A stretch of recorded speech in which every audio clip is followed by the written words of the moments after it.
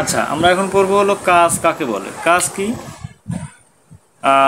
কোনো কিছু করা হলেই কাজ হয় না।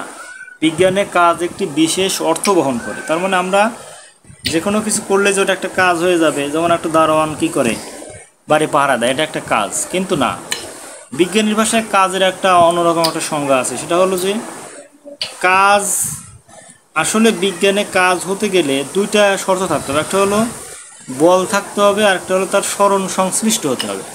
মানে বলের মাধ্যমে বল প্রয়োগ করে যেটা হবে সেটা তারা কাজ বোঝাচ্ছে। তো কীরকম?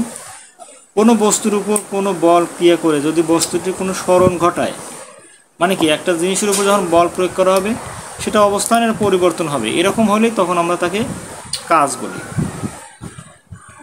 তো কাজের অনেক উদাহরণ এখানে বলা হয়েছে। কি, গরু মাঠে লাঙল টানে, একজন শ্রমিক ঠেলা গাড়ি চালায়, ক্রিয়া প্রতিযোগিতায় কেউ লৌহ গোলক নিক্ষেপ করে। মানে প্রতিটা কিন্তু বিষয়গুলো, মানে কাজের যে উদাহরণ, এগুলো কি কাজ, মানে শক্তি প্রয়োগ করা যাচ্ছে, মানে বল প্রয়োগ করা হচ্ছে এবং এটার স্মরণ হচ্ছে, সেগুলোই কি কাজ।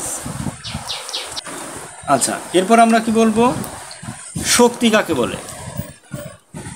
তো কাজ যখন আমরা বল প্রয়োগ করে যখন কাজ করছি, সেই কাজ করার সামর্থ্যটাই হচ্ছে শক্তি। কোনো বস্তুর কাজ করার সামর্থ্যই হচ্ছে শক্তি।